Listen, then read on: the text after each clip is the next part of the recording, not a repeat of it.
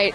The president himself of Indianapolis Motor Speedway, Doug Boles. Hey, thanks for inviting us all to your office. Well, I'm glad you're here. I love it. This is a great day when you get 325,000 people to show up here. It's awesome. You are an excellent host. Well, and it's because these fans are so excellent, right? I mean, it's just this is a great day. It's like Christmas. Never gets old, right? It does not get old. Even when there's no one here, it doesn't get old. But this is what we look forward to, hosting everybody here and getting to have an Indy 500. It's hard to believe there's been 107 of them after today. That's right. You have the joy daily of getting to call this your life, your work life. What's different on a visceral level? What do you feel when you walk in on race day? Well, the thing I feel is just the energy level. You even start feeling it leading into carb day, and then even yesterday when there's nothing going on track, just a number of people. There's just this electricity in the air, and it's a little more than electricity, right? There's the history and tradition that makes it feel like it's really important electricity, and you're part of something that dates 107 years ago, or more than that, really 113 years ago when the first Indy 500 happened, and I don't know. This energy level the fans bring is unbelievable. It's hard to describe.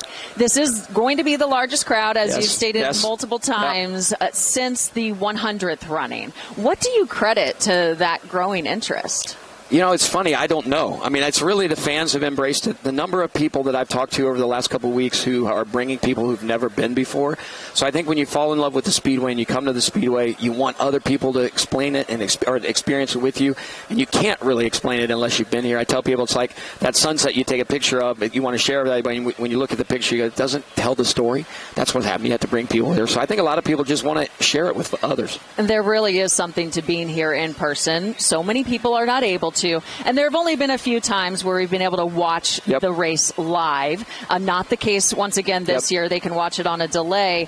But that means family traditions and experiences are built around that fact. Correct. I know I grew up listening to the radio broadcast and watching the flyover practice over my household because they would circle before coming down here. So we all have those stories.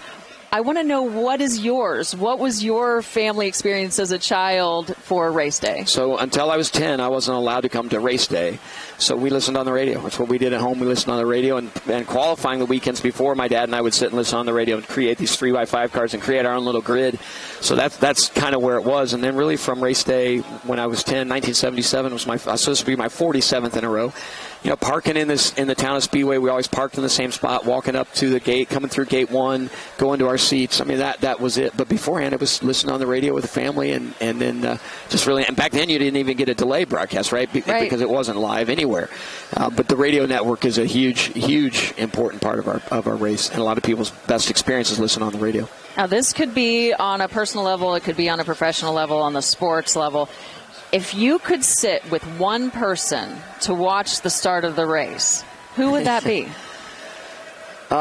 This is going to sound really. I don't know how this is going to sound, but my wife. I mean, she's Connor Daly's mom. I've never watched the start of the race with her. In fact, I've never watched any of the race with her except for in 2021 when I knew Connor was going to probably lead the race again. He'd led already, and it looked like he was going to end up leading. So I went and sat in the grandstand. I said to the team, I'm taking off my president hat, putting on my husband's stepdad hat, and I watched him take the lead again. So watching the start with her would be pretty cool. That would be very special. Yep. That sounds perfect, I think. When you're wondering how it sounds great. Yep. President of Indianapolis Motor Speedway, Doug Boles, happy race day. Thank you so much. Thank you so much for your time and everything you've done to make this special for all of us. Well, we love this being on an international platform for all of the state of Indiana, the city of Indianapolis. So proud to be a Hoosier. Right on. Absolutely. I'm Drew Blair for Daybreak Race Day.